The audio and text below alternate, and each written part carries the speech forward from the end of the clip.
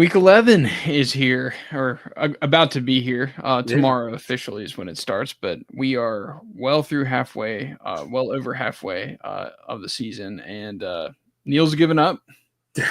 Done. He was optimistic a month ago. Like, I was. It's weird. y'all were going into your bye week, and we'll start off with the Bears. Going into the bye week, pundits on NFL Network were even saying, like, it's a dark horse team to maybe even be like the 1 or 2 seed, the NFC. And I was kind of like, slow down, but I think that I even thought this team's a playoff team. Mm-hmm. Since then, the Bears have been pretty much an unmitigated disaster on offense. They should have won the Washington game, but they blew, obviously, with the Hail Mary. But their season really has broken the last 2 weeks. They got blown out by Arizona in Glendale. And then last week against the Patriots, just a complete dumpster fire on offense. Yeah. And a lot of finger pointing around the team. My main question for you is, number one, I think we both agree on this. Feels like the season's over for Chicago. Oh, absolutely. I would agree with that because y'all haven't fired Eberflus. And my next question is, when should you fire Eberflus? Should have in January. Yeah. That was the issue. And, a lot of Bears fans, and I've said this before, a lot of Bears fans were calling. My mic's not even plugged in. Your mic's, I didn't even notice. Hold on. We're professionals here. All right. How's that? I can't tell a difference. Oh, good. All right. Yeah, just keep going. Yeah, no. So I think I can hear it now. They should have done it last January. And like lately I've been going back through my tweets from like, say, you could look at your old tweets, like if you search the right thing on Twitter. Yeah. Just to see like what was I saying in December. And even like during the run last year, like where they were 7-6 the last 3 quarters of the season last year. They were plus 52 in point differential or whatever it was. I can't remember. Yeah. 43 maybe. And even through all that, I was proud of myself because I never fell into the Eberflus trap that, and I actually, a lot of Bears fans didn't. We could see through it all. This was a guy that came in, obviously year one was a teardown, but he came in preaching this whole thing about, hits. That was his acronym. First of all, whenever a coach at a college or professional level starts bringing up some sort of acronym or some little saying they have, that's usually a red flag right away. That stuff doesn't work in the NFL. Or I always think unless you're Jim Harbaugh or somebody like that. Except if you're Jim Harbaugh, but he does all the other things correctly. Yeah. Talking about how we're going to be a team that hustles, we're going to have intensity, we're going to be, the T was turning over, like takeaways, turning over the ball, not turning it over, and S was smart, playing smart football. So you brought in a guy as a culture guy, and your culture 2.5 years in has absolutely been set on fire. I mean, there's no culture to be talked about. Yeah. I think all of your team leaders, really outside of Caleb Williams, I can't blame him necessarily on the leadership. You could say he's played poorly. I think that's fair. But, your DJ Moores, your Keenan Allen, your veteran guys, Tyreek Stevenson during the Washington game. Yeah. They've done everything but lead.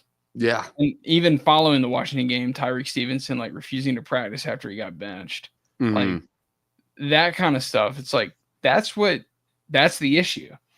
And like, part of me is like, would that kind of stuff fly with, if, the first thing I'll always say is like, would Julian Edelman ever quit on a route in New England? Like, number one, it's like, we would never have to know what would happen because it never happened in New England. Yeah. Like, that kind of never have to know. And it would have been dealt with immediately. Yeah. Like, even if it did. Yeah, so like when DJ Moore, I think, is like outside, and I think it's a reflection of what Eberflus has brought in terms of lack of leadership. Mm-hmm. Moore is, I think, like one of the prime examples of the lack of culture that Eberflus has brought. And like you said, he was supposed to, that was like the number one attribute he was supposed to bring, and this team has none. And and what I think is they've really done a poor job. I mean, they have somehow screwed up what they got with, I mean, Caleb Williams kind of fell in their lap. That was pretty damn lucky. Yes.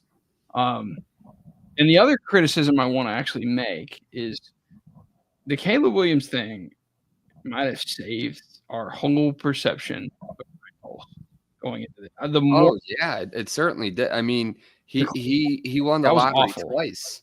Yeah. I mean, like, and see, that was one of the things, like last year, like when everybody was clamoring for, you got to move on, and we were being told, yeah, but Poles loves Eberflus, which was like, what? Like he just came from Kansas City. Like he saw Andy Reid. Like, doesn't he know what a good head coach looks like? But even beyond that, like, yeah, and really, at the end of the day, every Bears conversation always comes back to this. And actually, I saw an article. It was posted on the Bears Reddit the other day. I'd never seen it before. There used to be a Chicago Tribune writer named Mike Royko. He was a fantastic writer. He wrote about politics. He wrote about social life, but he would also write about sports. He loved talking about, he was a big 16-inch softball player. So he loved talking about 16-inch softball in Chicago, but he also would talk about football. And he wrote an article after the Bears fired Mike Ditka in 1993. And what he never mentioned Michael McCaskey at all by name in the article. He just called him the wimp. And basically, ever since then, and he called it out perfectly. And somebody said this one time, I don't know who did, but somebody said the McCaskies never want to run into a head coach in the hallway that they're afraid of. So they hire Matt Eberflus, they hire Matt Nagy, they hire Mark Trestman, Lovie Smith, even that was before Dick Duran. You know, like they hire non-confrontational guys. Now, Ditka was obviously Ditka soured them. Obviously, Ditka earned his way out by the end. But the old man was still there when Ditka was there. Like when they hired him. The old man hired Ditka. And so like no one was gonna even Bill Belichick wasn't gonna run over George Halas. But the McCaskies and a lot of people outside of Chicago don't know this. The McCaskies were never supposed to take over the Bears. It was supposed to be George's son, Muggsy Halas. Yeah. He died unexpectedly in the late 70s, and there was a lot of weird things that happened with his death. And the McCaskey family, they took his kids, Muggsy's kids took the McCaskies to court, and they got $1 back in litigation from the Bears. Whoa. That was back in the late 80s. Yeah, there's a whole story behind that. Wasn't George Halas alive? George Halas died in 83. So Muggsy died in 79. George lived till 83. He didn't want to have to give up but Virginia was his only other kid. So Virginia got the team. Michael took over. Then George took over. And so it's this constant cycle. Like they've already talked about like how somebody, I don't know who said, was it Albert Breer or somebody from The Athletic maybe had said something like recently that the Bears, if they do go another course, which they probably will this year, they don't want a head coach. I forget how they said it, but basically they don't want a head coach that has already been around, which, okay, usually a guy that's been fired, but that throws out the likes of like Mike Vrabel coming in, who would be awesome. But Mike Vrabel is a confrontational guy, not a guy that McCaskies would ever want around. Yeah.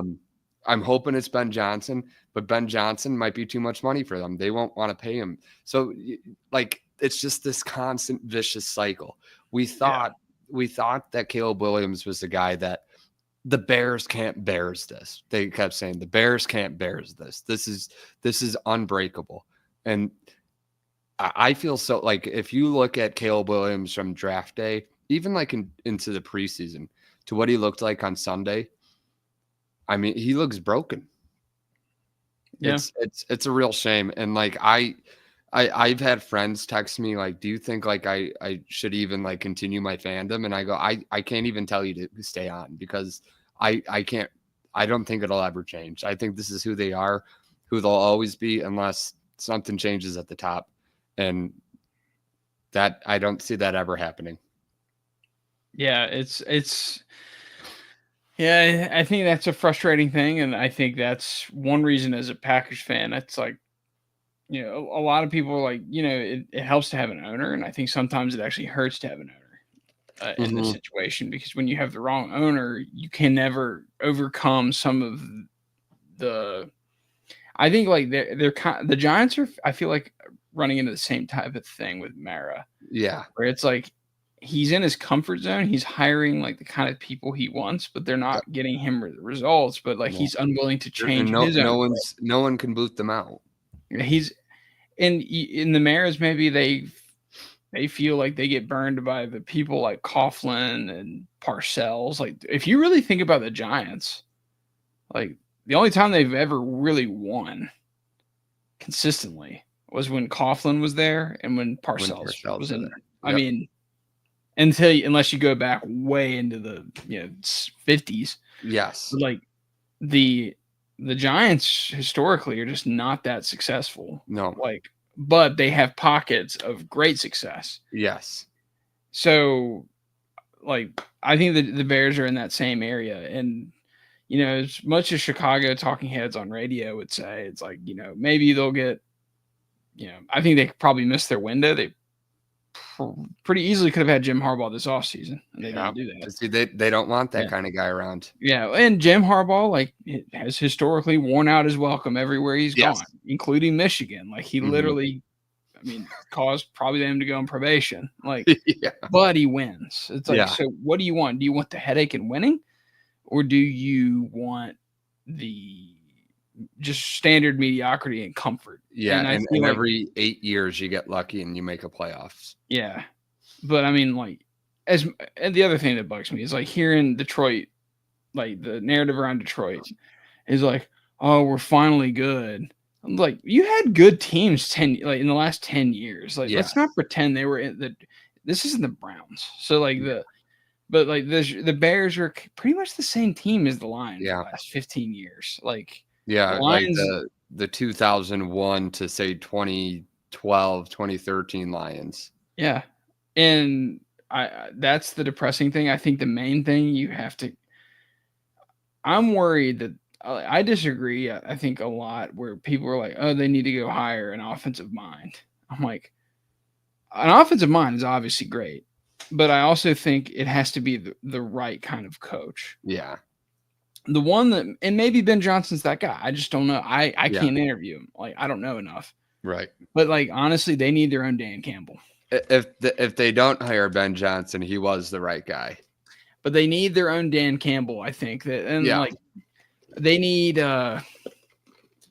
it's kind of too, like, I joke about this, but like, somebody that's won before. I almost think you want like but McCarthy's not that guy, obviously. But like,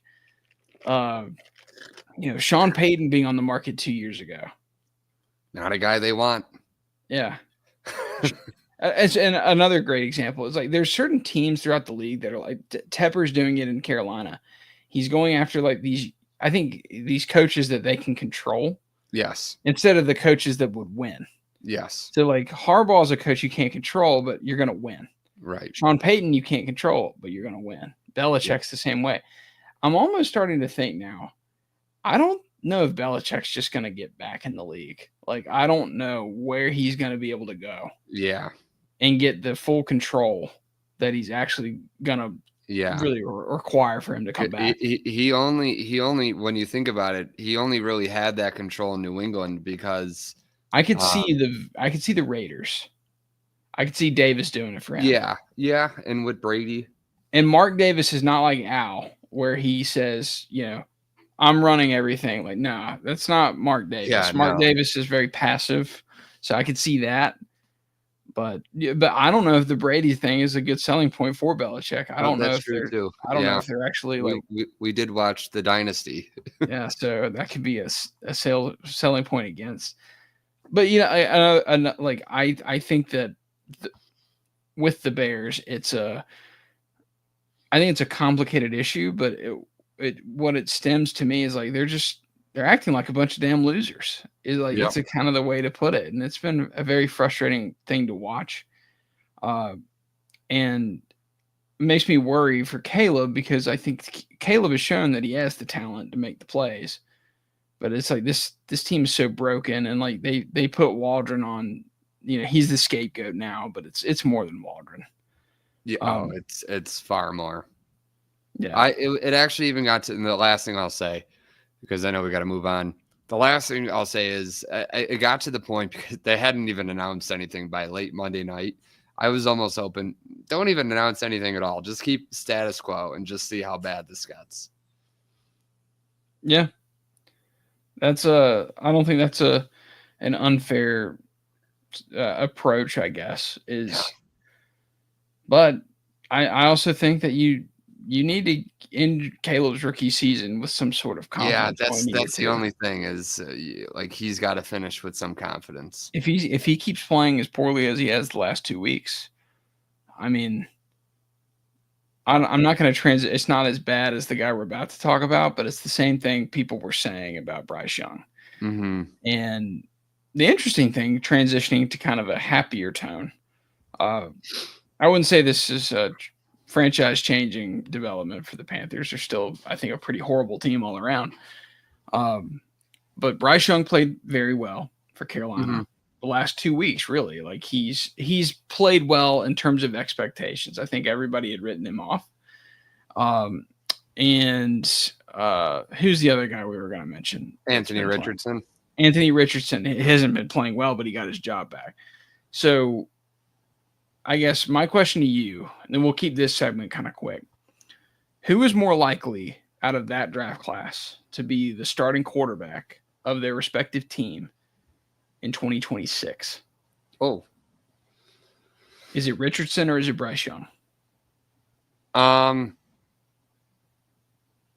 You can give me a percentage. You can say both are unlikely to start. Both are unlikely. I would say if you had to split the two of them over 100%, I would say like 60% Bryce Young, 40% Anthony Richardson.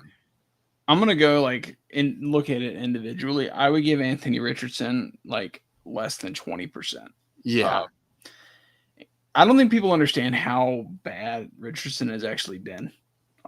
He's going to get to start this week, but I think that's just because Flacco can't move anymore. Yeah. The juice ran out of Flacco. Yeah. And Richardson can't complete passes. And he has not really developed his passing game really at all. The thing about Young is I think if you put the right players around him, he can function as a starting quarterback. So I'll give Bryce Young a 40% chance. I'll give Anthony Richardson a 20% chance. What I did like about Bryce Young last week, though, was he's doing the little things right. He doesn't really make a lot of spectacular plays. I think he's still very limited by his size, but I think it's a quarterback I think Carolina can maybe roll with for the next year. I think they have to. This team is so bare bones everywhere else. I don't know if Shedeur Sanders is going to make this team better, Carson Beck. Oh, Carson Beck's not going to go in the first round, but the quarterback class is weird too. There's not really a predominant number one pick at the position. Yeah, Cam Ward maybe, but no, yeah. It doesn't feel like last year. What's our friend Brett Coleman tweet?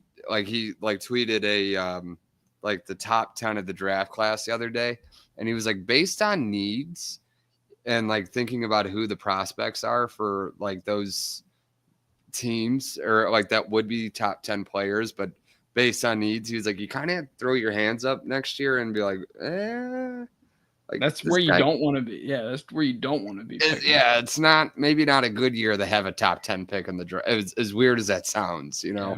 I think I'm going to be on the camp. I want to see Young play with an actual. I'd still love to see him with an actual like coach that has offense around him. Yeah, but with talent, I mean, the team is still so bad. But yeah, that's an interesting topic. And then my question for you, third, is, we're kind of going off the cuff. I don't think we ever decided an official one. We were talking about Miami. Miami, that's right. Yeah. So the Dolphins. Do you think they have a realistic shot at actually getting back in the AFC playoff race? Because I think the key thing that happened for them over the weekend was Denver losing to Kansas City. Yeah. I was gonna say they're still like a game and a half behind, like say Denver. Obviously, there's still 2 months of football left, but yeah. So ground to make up, and they need some help. But I think we were looking at their schedule, and their schedule is kind of pretty manageable for them. They've already had to play Buffalo twice, so they don't have to do that. Yeah, they get the Raiders and Patriots at home. That's like the stretch of their season they probably circled. They're like they have to win those 2 games, but like that's doable. Green Bay on Thanksgiving night is probably tough, but you never know. I mean, with how inconsistent the Packers feel, I'll still chalk that up as a loss. Then they get the Jets. What they really have to do, I feel like, to get there. I think 9 wins can get you in with some help in the AFC. I think they have to basically win one of the Packers, Texans, and 49ers games. Yeah. So if they can win one of those and then get some help, but like that would get Denver, to 9. Yeah, but like a team like Denver I think they have a little bit tougher road to get to a wild card spot. And like Cincinnati has to play the Chargers this week. So like one of the, you probably want the Chargers to just win out and take the 5. Yes. Or take the 6, excuse me, because the loser of the AFC North is probably going to be the 5th seed at this point. But like, so let's look at Denver's schedule. You got Atlanta, the Raiders. Oh, theirs just pretty easy too until you get to the very end of the season. It's Atlanta, which is winnable. It's at home. That's tougher, but I don't think Atlanta is like a world beater. They can win that game. Mm-hmm. At the Raiders, home against the Browns, home against the Colts, and then it finishes really tough at Chargers, at Bengals, and then home against the Chiefs, who could maybe be playing for 18-0 at that point. I think the AFC is going to come down to Denver in that 7-seed spot. I think it's going to come really down to Denver and Denver, Cincinnati, and Miami. And I think the team that no one's talking about in that mix is Miami. I think people just need to wake up and realize that win against the Rams was actually pretty big for the AFC landscape. I think teams like Denver and the Chargers and the Bengals and like even I wouldn't say the Ravens. I think they know they're going to clear that, but they understand that it's going to be, they wanted a Rams win on Monday. And on the flip side, teams like Green Bay, teams like San Francisco, Minnesota, they were probably very happy the Rams lost at home on Monday night, because that's going to hopefully clear up a lot of things. And, the Packers' sake, they beat the Rams. But like that would be possibly a very big development, because I think like the Rams, we were kind of starting to pencil back into an NFC playoff spot, and they're out. Next week, let's focus on the playoff picture. That'll be our first segment, I think. Yeah, I like that idea. Yeah, because I think what we can end up doing is you and me are like playoff predictor, like we love addicts. Yeah. Like it's like porn to us, like where we turn on like when the playoff machine from ESPN comes out every year, I'm just in heaven. Yeah, take off the belt for that one. Yeah, because it's like, well, if this team wins week 17, it's like it completely flips. And my favorite thing is like Big Cat every year will like do it, and he goes like, "This is what the Bears need to win to get into the playoffs." And it's just like they win out, everyone loses, and then the Bears contingency plan. And I'll say one thing about Chicago. I said the same thing last week. If they win this week, it's still probably over. Because they have to beat Green Bay, then they get the Vikings. Talk about you were right though. Their schedule at the end of the season is just freaking insane. Yeah. By the way, y'all have not played a division game yet. Nope. Just starting now. That's bizarre. Or of the Steelers, actually. Well, see, the thing is, it worked out kind of nicely that you didn't, but the last 3 games you blew it. Like the whole idea was you start. The league basically said like, "Hey, we're gonna let y'all start like 7-3, 6-3," and instead they're like, the Bears are like, "Nah, we're gonna be 4-5." I'm looking at DVOA right now, and the future, like the future schedule that DVOA has, the second place team for like future schedule for toughness, they're at 9%. It's Cleveland. The Bears are first, 23%.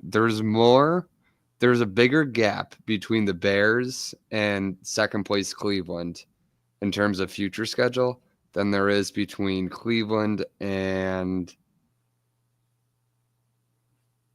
New Orleans, who is like, I think, 27th. So there's more. Oh my God. The fact that you have one team with a losing record, that's Seattle at the end of the season. Yeah.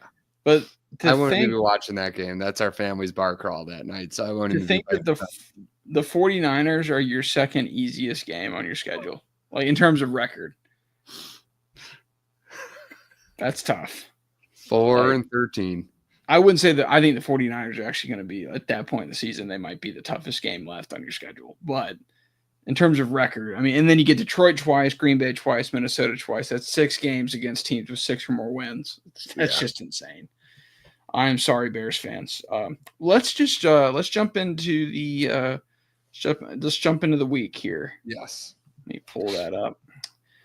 First game of the week. It's an NFC East battle, which pretty awesome game, to be honest. Yeah.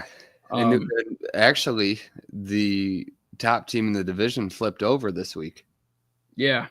So we get I guess the Eagles are now technically in first place. Yeah, by a half game. But because I guess Washington hadn't had their bye. They haven't had their bye, right? Yeah. So but Philly is a 3.5-point favorite. The way I look at this game is like, in terms of DVOA, in terms of, I think, talent, in terms of quarterback, it's a pretty dead even game. Mm-hmm. I like Dan Quinn more than I like Sirianni, but Sirianni, ever since I bashed him maybe a month ago, has been pretty awesome. Foot and mouth. His team has been awesome, at least. I think I'm just going to go with the home team here. I'm going to go like right down the Vegas line here. I'm going to take a 4-point Eagles win, 28-24, in a pretty fun game. Yeah. I was thinking 28-24 as well. No, this seems like a game that a team that is a little bit more seasoned, that has played in bigger games before, will. And Washington's had a great year, and I would absolutely kill to have Washington season right now.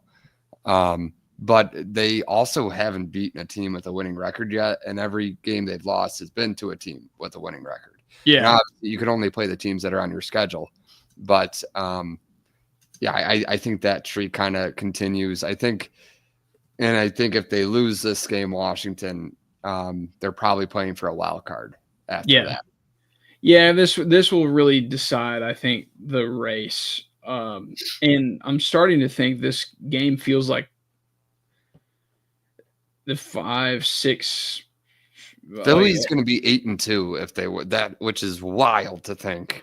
Yeah, as bad as they were at the beginning of the season, it's like it didn't even matter. Yeah. I still think, year. Yeah, and it still feels like a fraudulent 8-2. Like that team doesn't feel 8-2. If they're top 10 in DVOA right now. Yeah. But like last week, I don't think they were all that great last week. I think Dallas just crap. Oh yeah. But like their Cleveland win, like there's a lot. They have some bad wins, and like they didn't play all that great against Green Bay. Green Bay just peed down their leg. Yeah, and that was a weird game being in Brazil and all that. Yeah, that's gonna suck for Green Bay though if they lose the tiebreaker to Philly. They lose the tiebreaker for that, and they're gonna probably lose the tiebreaker to the Vikings. So because they have to go to Minnesota next, and they already lost their home game, and their division record. Green Bay this week. Yeah, Green Bay though has to win this week, and we'll get to that game actually next. So you're going Philly in this game, right? Yeah, same score as yourself. Okay. Next game, Green Bay must-win game. I think Chicago's reeling. It'd be nice to have a must-win game over a team that you're gonna throttle. Yeah, I think there's like a 10% like likelihood where they actually rally around 10%, 1%. I mean, I don't know, but like so here's a few stats that are working against the Bears this week. The Bears have never beaten Matt LaFleur. They're 0-10 against him. The Bears have never won a game that Kevin Burkhardt has done. They're 0-12. Kevin Burkhardt and Tom Brady are going to be there on Sunday. And the Bears haven't won a game that I've been to since 2008. And I'm going on Sunday. Yeah, that's... So with that said, 34-7 Green Bay. Yeah. I'm not going to go that crazy. I'm going to probably end up 31-20. I think y'all will start moving the ball again, but I think Green Bay will win the game. Jacksonville, Detroit. I feel like this might be the biggest line of the year. Yeah. Mac Jones starting for the Jags again. I'll keep this short. Mac Jones and the Jags last week were just terrible offensively. They had like one drive that scored points or something like that. Sam Darnold kept them in the game. I don't think Jared Goff's going to repeat the 5 interceptions that he had last week. I'm gonna go Detroit really big here, 34-20. It's kind of interesting that we were talking last week about how we got to see how the Lions do if they have a game where they have a couple turnovers. They had 5 interceptions and they still won. I hate it. I mean, good for them, I guess, but I hate seeing them have that success. But I mean, you got to hand it to them. They're a well-rounded group. I'm having them win big too. I'm going to have them win 37-17. Yeah. It's going to be a rout in Detroit. Them at home especially. It's going to be like that Titans game a few weeks ago. It's just they're going to run over. Very similar. Another bad team hosting a pretty good team here. Tennessee at home against the Vikings. Vikings have not been playing all that great in the last couple of weeks offensively. Like I feel like they've really hit kind of a wall. They're Darnold. Winning in spite of Sam Darnold now. Yeah, and I think that still continues this week. I think Tennessee's very bad. I think it's going to be another ugly game, 24-14. Yeah, I'll have it by a touchdown because that seems like what the Vikings seem to win by anymore now. 3 AFC South teams in a row. Just thinking about that. I'll have them 23. I'll have them just cover 23-17. Raiders at the Dolphins. I think that is going to be.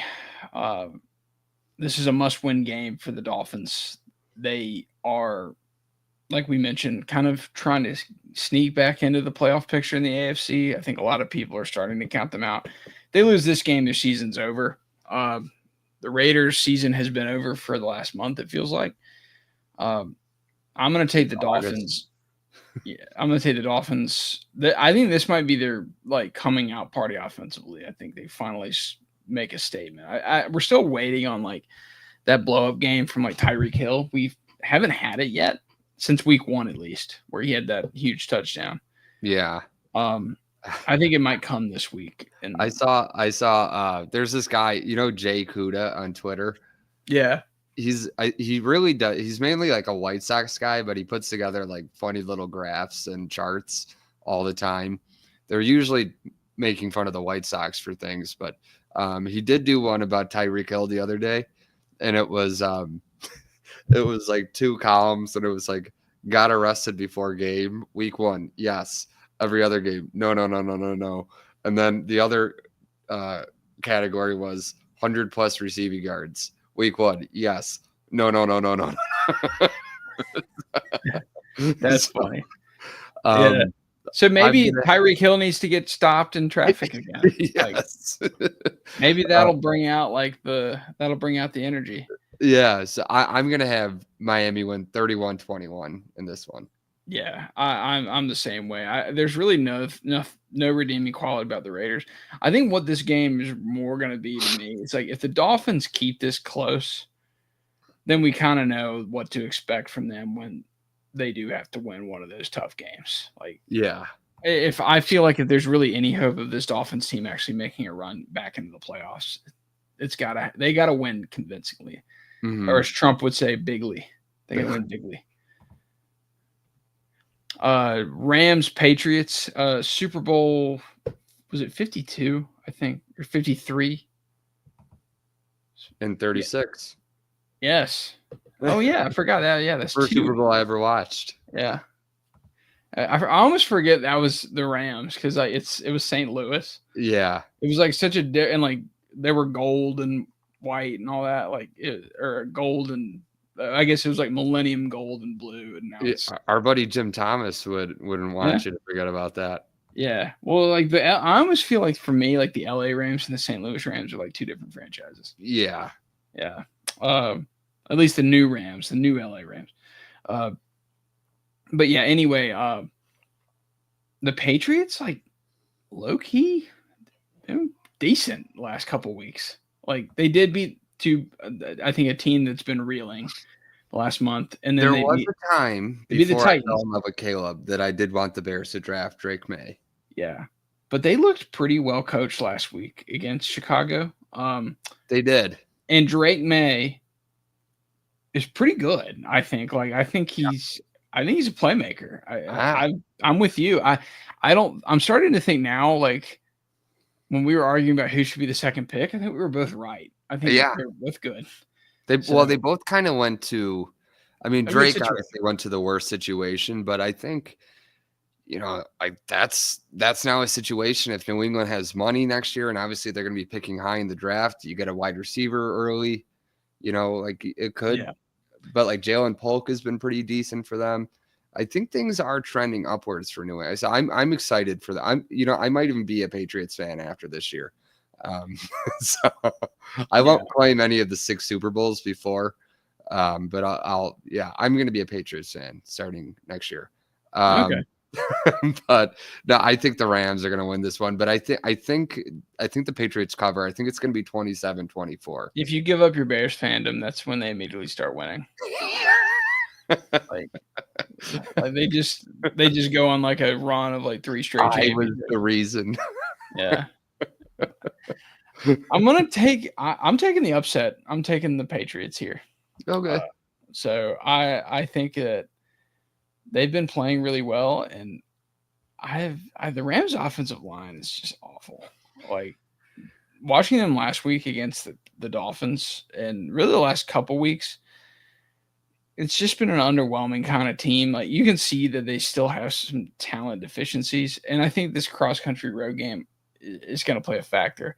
I think the Patriots are feeling a lot better about themselves.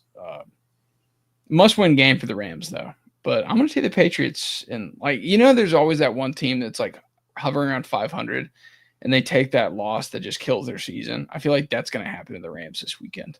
Yeah. and this feels like a game that it'll do it. It's like a 1 o'clock game on the East Coast. I'm sure the weather's going to be disgusting. And in Foxborough, which obviously Foxborough doesn't have the same aura it had, 10 years ago. But that's the kind of the thing I always like to like. I like when we start to get to the weather games of the year where it gets cold or rainy and nasty out. Yeah.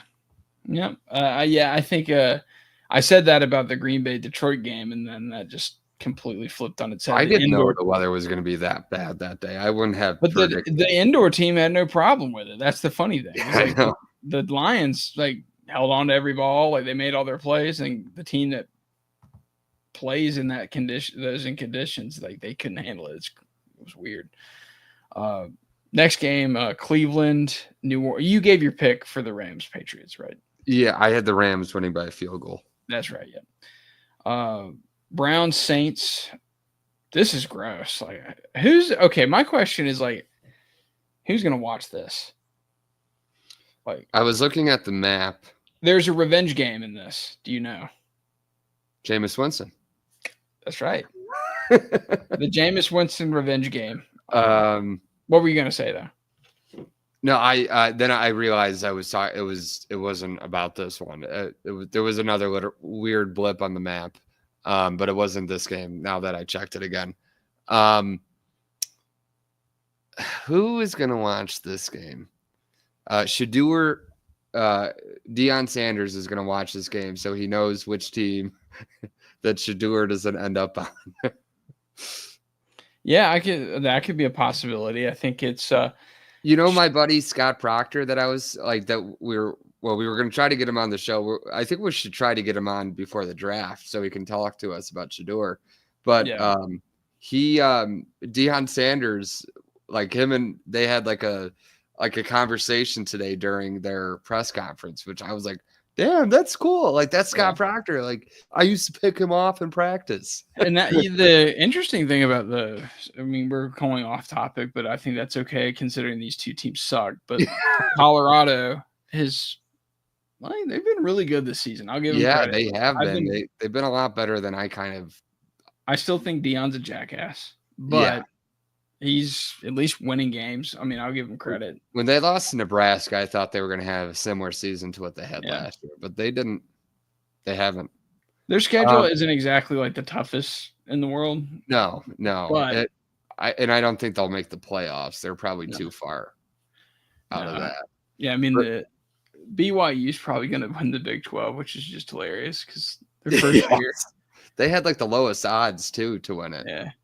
Oh, can you imagine you're the Orange Bowl and you're like, we get BYU. BYU and Clemson. Yeah. And let me see, who do I think wins this week? Well, if I'm taking J-Boo in a revenge game. I mean, who cares? Yeah, give me the Browns too. What the heck? Yeah. Jameis's last hurrah. His last game in New Orleans. It was the time that he snuck he gave the ball to Jamal Williams at the end of the Falcons game, and they were already up 20 points. Yes, I forgot about that. Arthur Smith wanted to fight Dennis Allen. Yeah, that was like an ultimate Jameis moment. So another gross 1 o'clock game. We get Anthony Richardson, who we talked about. Who's going to have the uglier offense is the question. Is it going to be the Colts or the Jets?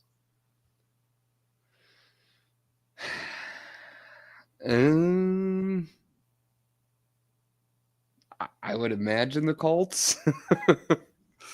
Yeah. Yeah, it's I think the Jets win, and it's going to be just gross. I think they win 20-13. There's no way that's a good score. I'll go with that too.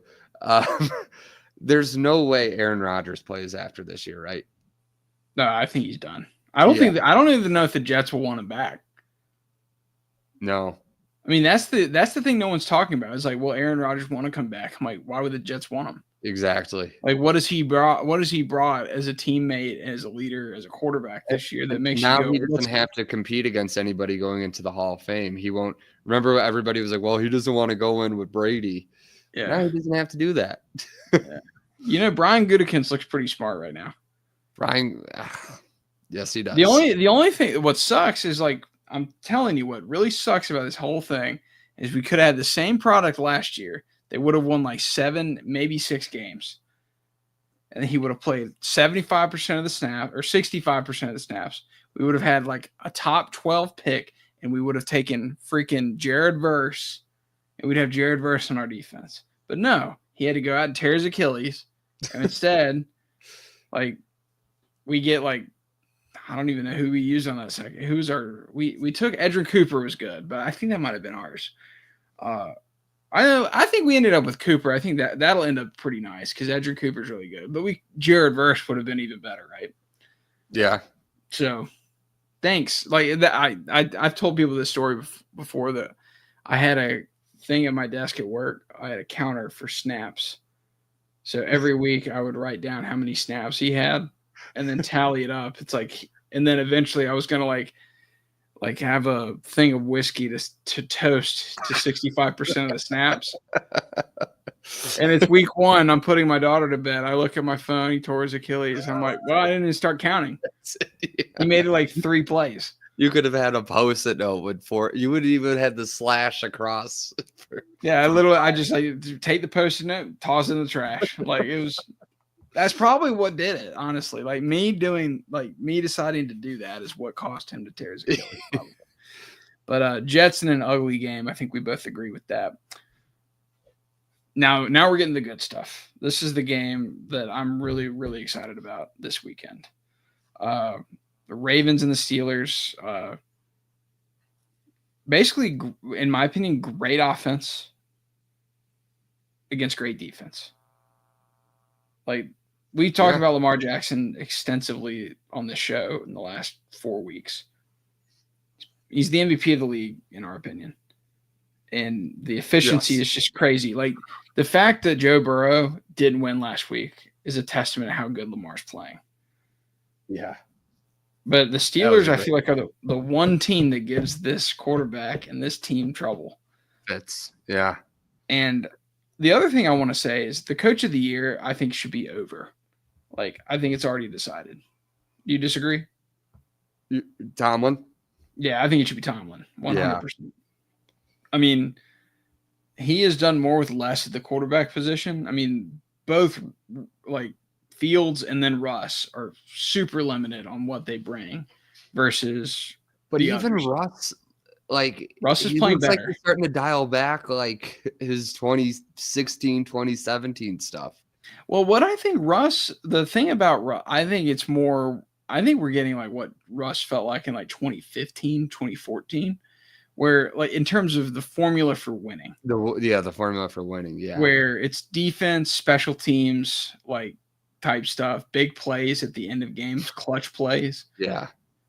That's like the Seahawks won so many ugly games like that. Well, when I say ugly, low scoring.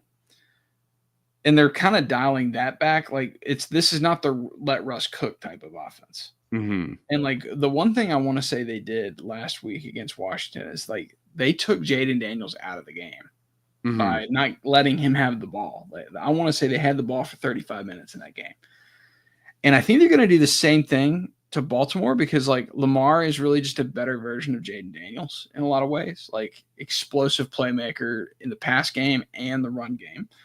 The only way to really stop Lamar is to not let Lamar have the ball. And I think the Steelers are going to actually take advantage of, I think, a weaker Ravens defense and control the ball. I think it's going to be a smash mouth game. Give me the Steelers 23-20. They win a late game. They win the game late. Yeah, I think the Steelers are going to win this one too. Lamar is like we were talking about last week when Pittsburgh was getting ready to play Jaden Daniels and Washington, was that the Steelers already know how to play that type of quarterback. And obviously Jaden isn't on the level of Lamar yet, but that was a great little tune-up for getting to play Lamar this week. And the Steelers are, I do I do believe in this stuff too. Like, talking about how the Bears are earlier, how the Bears are just kind of a cursed organization. Like that they always will find a way to screw things up. The Steelers, on the other hand, are the organization that they can take like a middling team and they catch it like a wave of momentum. And like, it's weird, like that tradition sometimes like actually starts to seep into the team. This is like an old Steelers football team. Now, I'm not saying they're going to be a team that's going to go win the Super Bowl or anything like that. I'm not saying that at all, but they do have that magic about them, and I think it's still there. I think they win this week. I think they win 27-21. Yeah, so we both have the Steelers. You there? Yeah. Okay, yeah, I thought I froze. So yeah, I thought you froze too, actually. Yeah, and the one thing I thought was interesting about the this line, and you and I are both on it, is as good as Baltimore's been, the Steelers are still favored, and I think like that kind of stuck out to me. It's like a lot of the times, like I don't see the Steelers winning in a blowout fashion. I don't think that's like even possible with the way they play. No. But I feel like I feel very good about my prediction in this game that the Steelers win. Like very confident, and I shouldn't be that confident picking against Baltimore. But I think you and I both like the Steelers in this game, though. And what did you say your score was? 27-21. Okay, so you have a 6 and I have a 3. So you feel even better about Pittsburgh. Yeah. An underrated game this week. Atlanta coming off of a really bad loss in New Orleans, and then the Broncos coming off a heartbreaking loss in Kansas City. I think Denver's playing really, really good football. They should have won that Kansas City game. I thought that was a really well scripted, well coached game by Sean Payton. I think Bo Nix is executing. He's doing what is asked of him. I wouldn't say he's spectacular by any means, but I think he's been really solid for a rookie quarterback. Atlanta feels fraudulent to me. I just don't. I don't feel like they're a good team, even though they're going to run away with the NFC South most likely. And I do think Denver is a good team. I'm going to take the Broncos here. I'm going to take them 24-20. I think they are better than Atlanta. Atlanta's defense just. I think it's going to hold them back from being a good team. I think they're going to be like that average like 4 seed that I feel like is upset wild card weekend. Yeah, I'm going to take the Broncos too. The Broncos, that was an impressive game last, especially after coming off of getting throttled by Baltimore the week before. It would have been very easy for them to walk into Kansas City with their tails between their legs already before kickoff and let that happen again, but they didn't. And again, that's a sign of a well-coached team. I think they're going to win this week. I think it'll be close. I think Atlanta covers technically. I'm going to go 24-23 Denver. Yeah, and I always wonder how people really bet against the spread in the NFL because they're all so dang close. It's like, what's the difference in a game where it's a 4.5 point spread and a 3.5? It's it's basically one turnover or a drop pass. It is kind of interesting to hear some people talk about that. Like if on Sunday mornings, when they have the betting shows on, how some sharps wouldn't even touch this unless it jumped to 3.5. It would be against their I'm not gonna. But as soon as it gets to 3.5, oh yeah, I'll take Atlanta then or something like that. They just feel so much better by one more point. Yeah, that's kind of an interesting kind of dynamic. But I think with this game, to me, I think it's more likely Denver wins in a big fashion than I feel like Atlanta winning this game at all. I just don't like Atlanta. I'm prove me wrong like Philly did, I guess is what I'm asking them. I don't think I think they're a fraud. Seattle, probably must-win game, you would say, in this against San Francisco. San Francisco, huge win last week at Tampa.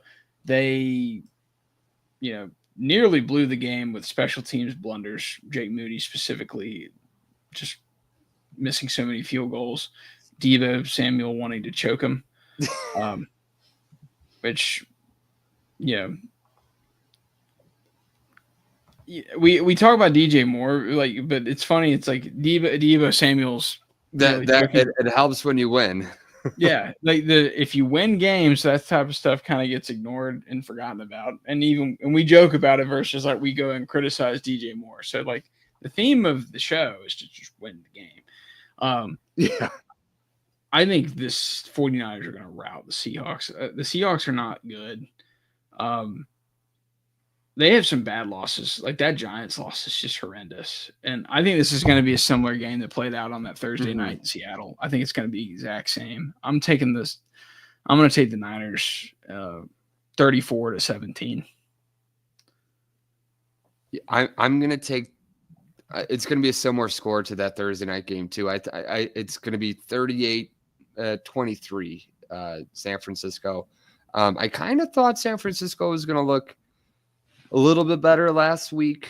But of course, as we said, the special teams errors did kind of make that game a little bit closer than it should have been. But yeah, like I'm still sticking to the same tune that I was at last week, where I think in a few weeks we're going to look back and be like, man, I can't believe the 49ers were 3-4.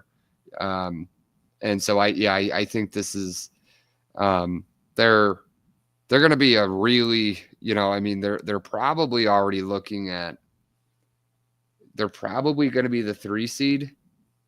And I mean, I would hate to be, Philadelphia having them come in during the divisional rounds. That's not a team that you want to see in that stage. And you definitely, who's going to be the 6th seed, don't you? Who's going to be the 6th seed in the NFC? Yeah. Us. And we're going to get us. You're going to get us San Francisco. See, it's all play. It's no different from any other NFL year. I will say, I've thought about that. It's I've thought about it. Am I going to die first, or am I going to see us beat the 49ers in the playoffs? That's a morbid thought. I have some similar. I'll probably die thoughts, first, to be honest. I mean, you should get to the playoffs. No, after last year, I'm convinced we'll never beat them. It's just we outplay them. And the thing that pissed me off too, it's George Kittle, you love him because he's an Iowa guy. Yeah. But he goes on McAfee the following week and he goes no, Pac, no, we own you in the playoffs. And I'm like, well, at least we have a ring. Yeah. It's you're still waiting, George. Yeah, you just go lose another Super Bowl, loser. Yeah. It's and it's just me being salty. George Kittle, great player, but it's just I laugh my ass off when I see him crying every single time he loses Super. It's look at you, not bang gang Niner gang, whatever the hell they say. Yeah. Lost another Super Bowl. I'm George Kittle. It's that team pisses me off. So you're putting that in the universe. I don't appreciate it. I'm gonna it's Bang Bang Niner Gang is what it's called. Yeah. It sounds very inappropriate. I'm just saying. It does. But that's they use that thing. They use that terminology. It's bizarre. But I'm taking the Niners big in this game. Chiefs, Bills. Oh, yes. Well, I said the Steelers Ravens was one I was looking forward to. The NFL, the 1:00 games, everybody's just we have to take Jets, Colts, and Saints, Browns. So they give us Chiefs, Packers, Bears. Yeah, Packers. I think that's a good game, but I love this game because I think Buffalo is a better team, but I'm going to take Kansas City anyway to win the game. Yeah.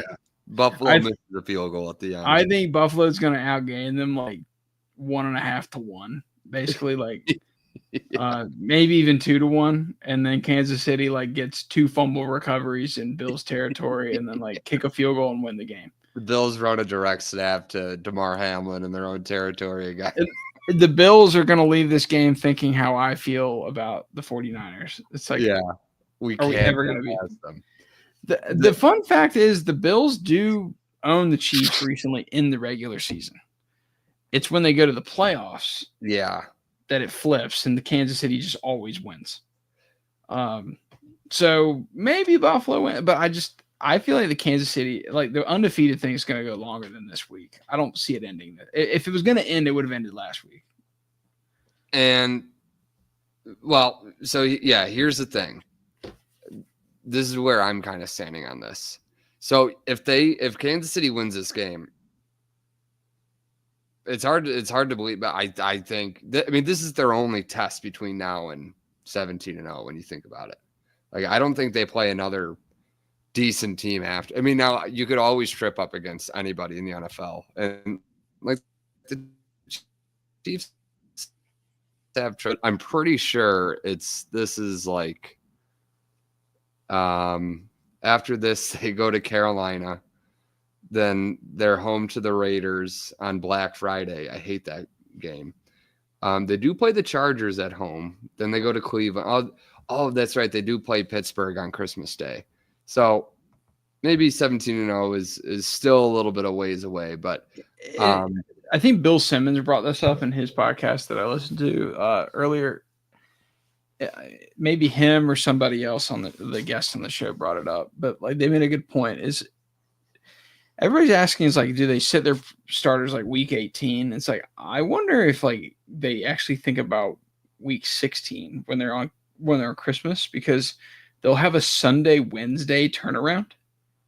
Yeah. And it's like, do I want like Travis Kelce playing in that game? Yeah.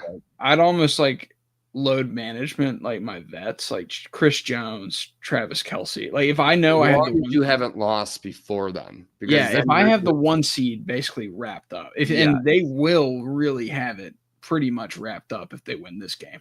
Yeah. Because that would give Buffalo 3 losses. They would effectively be 4 games up on the 2nd seed in the AFC. Well, then Pittsburgh would be the 2nd seed. Yeah, so then that's the only issue. Like, you would have to make sure that you're at least 2 games up on that Christmas game would basically be like they're clinching home field. Maybe clinching, like that's assuming Pittsburgh Day going 16-0.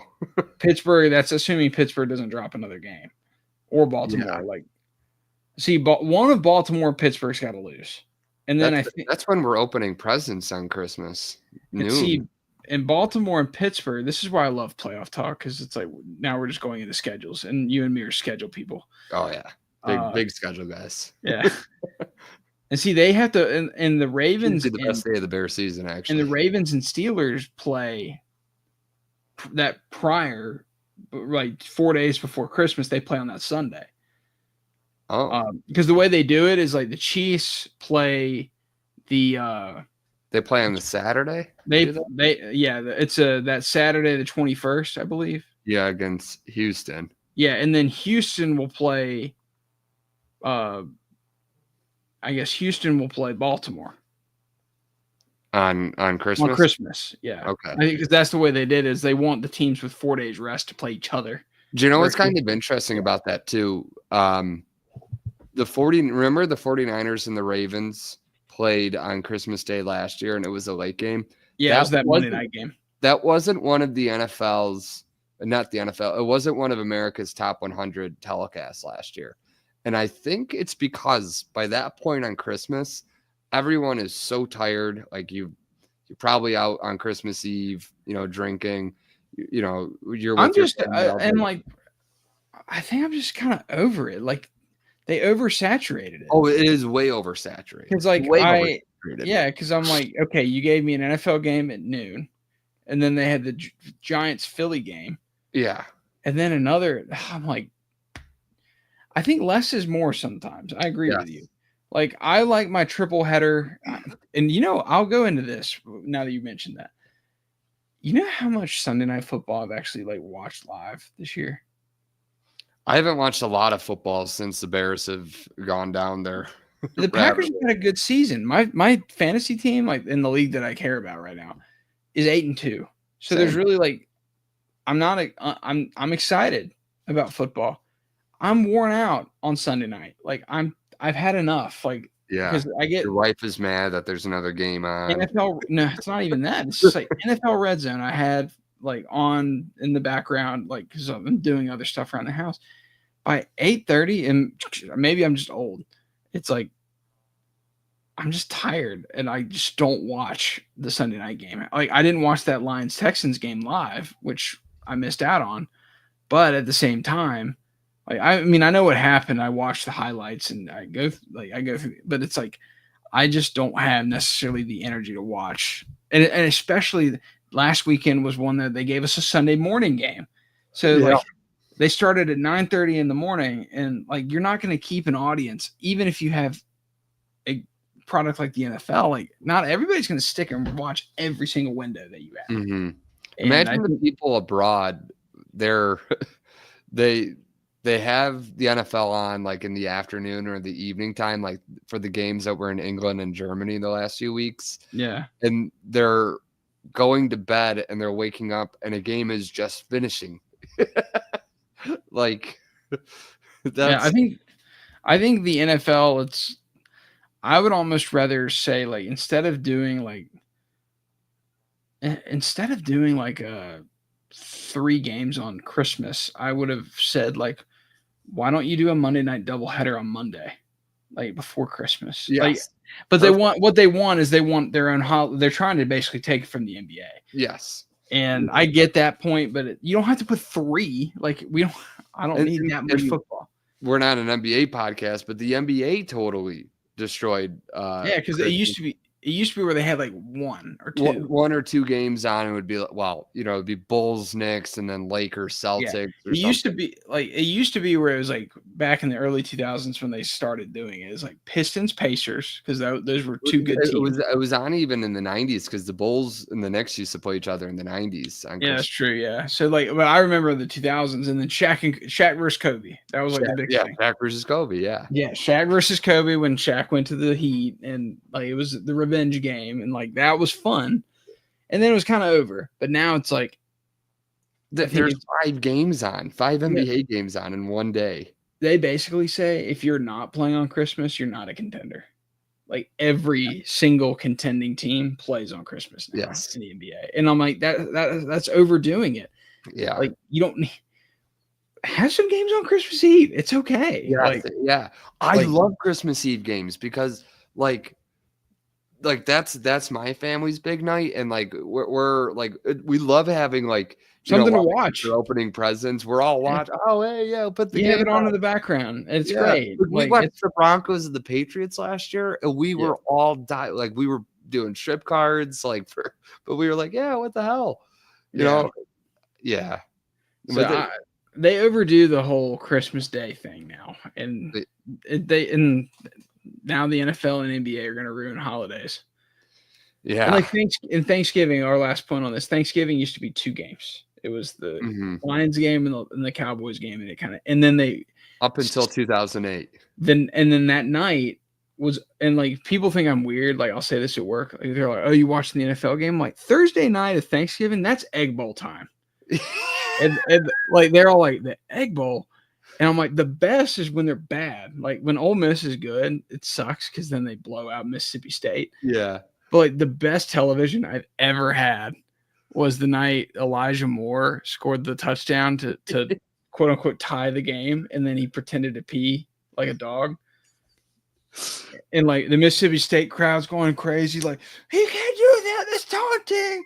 And like the cowbells are going, and they throw the penalty and they miss the extra point, and like everyone's going nuts. And my buddy was on the sidelines for Mississippi State because he was doing an internship with them that year, and he was like, he was pulling guys off of the field, so they didn't get a penalty themselves. Yeah, it's like, and then when they missed that kick, I was like I had my brother-in-law was watching with me, and I was like, that's the magic, that's the Egg Bowl. And that's why we watch. When he's an Alabama fan, he's just like, you're right, that's entertaining. I'm like, that's Like that's the beautiful part of inept football. Yes. Is like you get like not everything has to be Alabama or Georgia to be fun. It's absolutely. Like the crappy games for what we and like crappy college football teams. Maction so much. Yes, I'm like I've tried to sell that to people. It's like we're missing Maction right now, actually, or it's probably over by now. Yeah, but like the fumbles, like the terror, the bad weather. I just love that crap. Yeah, like, and I usually like staying up for the Egg Bowl games specifically because it's like everybody goes to bed because they're tired, and then like my fat ass will be like going back to the fridge, and I'm like, what we got here? And I start pulling out the sweet potato casserole, and I'm like, oh man, there's some turkey in there. And I basically have like my third meal, like was sitting there, and then like I'm sitting there eating pie, watching them. Oh, he's putting down his leg. I love like. Hopefully, I got to look at this now that we're ranting about this. This is great radio, but I'm looking. Let me look up Oklahoma's or not Oklahoma, Ole Miss's schedule, because if they did not, the college football season is so screwed up now because of the conference realignment. Like Ohio State has had all their games at noon this year. Yes, they better. Oh, of course they did. There's only one game on Thanksgiving night in college football. It's Memphis and Tulane. They moved the Egg Bowl to Friday. That's like that. I watched high school football on that day. That's the state championship day in Illinois. I mean, granted, Ole Miss is going to win that game by 4 touchdowns. Mississippi State's horrible. Yeah. But damn. They took that away from us. That's one thing Trump's going to fix when he gets back. That's where like, and then suddenly like just people blowing up or you lie. Wait, where did we get all these viewers from? Yeah. Fascist. And I was like, I just like the Egg Bowl, dude. Like, just saying.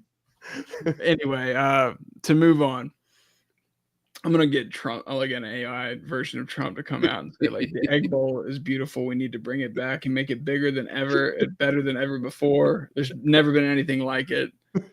Like, but Bengals Chargers, and really a great game. This is the NFL kind of hit on the second half of the weekend. First half, the 1 o'clock games are pretty bad, but the late games are really good.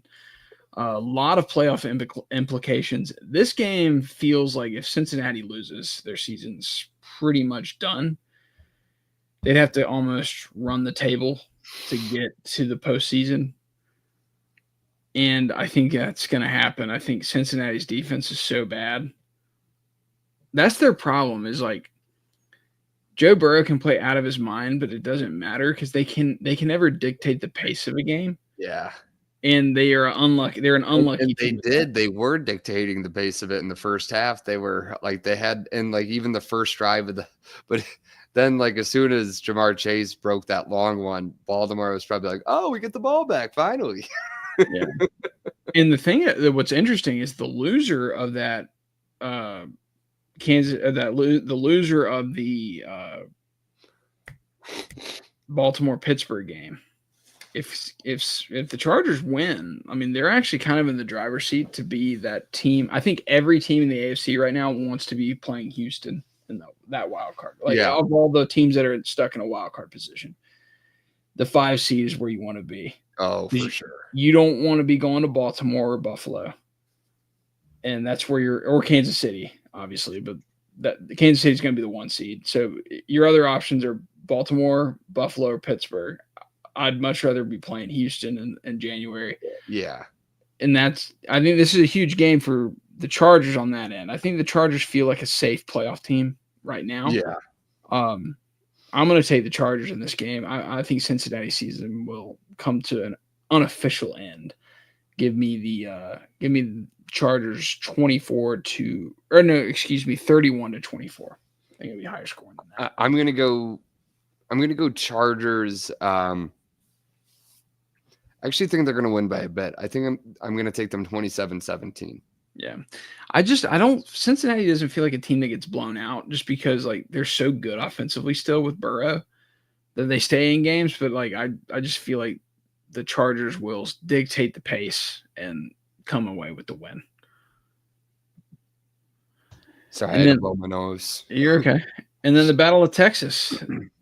The Texans, I can't believe they lost last week. Like, they had it. They didn't run the ball when they needed to. Stroud Bobby Slowick has really dropped down the potential head coach. In terms of quarterback stock, so is CJ Stroud. Yeah. Like, he's not had a good season. No. They've won games, but it's like Stroud has not really been impressive. Do you know what it kind of reminds me of? It reminds me of the Brock Osweiler Texans. Remember that year? Like, where, I'm not saying Brock Osweiler or CJ Stroud, but like, you know, like you have all these hopes. Like, remember, like when they got Brock Osweiler, like he was coming off the season with Denver, where like he looked better than Peyton Manning that year. And, you know, there was people even saying like, oh, should he be the one starting in the playoffs? And so when Houston got him, they were like, hey, maybe like this is the guy we need at quarterback. And he was terrible, but they ended up winning the division anyways because the division was so terrible. Yeah. I mean, the Texans are, outside of the Chiefs, probably the most comfortable team when it comes to the playoff picture in the entire league. Maybe Detroit. They almost never, I know last year they did, but they almost never win an AFC South that's like really like contentious. Is the AFC South, well, I guess it was last year technically, but last year wasn't a good AFC South either. Is there ever a good AFC South? I guess 2008 would be the year that comes to mind. Well, basically it was since Peyton Manning's left. Yeah. I mean, because Luck and the Colts, like I never felt like maybe when the Texans and the Colts made the playoffs. That was 2018 with Watson and Luck. 2019, the Jags. 2020 was the COVID year, and that was when Phillip Rivers was the Colts quarterback. They were the 7 seed playoffs, but that wasn't. They were the 7 seed though. They were the 7 seed, yeah. And then I feel like the Titans. In 21, did the Colts blew a chance to make the playoffs in 21. Yeah, but the Titans were the 1 seed. Yeah, the Titans were the 1 seed. Carson Wentz, that was the Carson Wentz year in Indianapolis, but Jacksonville was awful, and so were the Texans. So yeah, you're right. This it just never feels like this is an AFC North type of situation where like you have 3. They always are just gifted the division when they win it. Whoever wins it is gifted. Yeah, whoever wins it. Yeah. And really between even Jacksonville in 2017 when they won it, it's like, or 2022, like it was a bad division. Yeah. So yeah, I'm taking the Texans here because the Cowboys are just done. There's not a lot to talk about. I don't even know how the Cowboys can score because they can't run the ball. And now that Dak is gone, I don't really know how Cooper Rush can move the ball at all. And if you can't move the ball, I don't know how you score. I'm going to take the Texans in kind of a blowout fashion, but not a blowout fashion where they score a lot. I think it's going to be the perfect Texans score, 24-10. I'll take the Texans. The only good thing for Dallas, and I'm going to take Houston too. I'm going to take them. I'm going to say just by a touchdown. We'll say 24-17. But the only good thing for Dallas this week is that Jerry Jones doesn't have to talk about why the sun was in his receiver's eyes because it's a night game.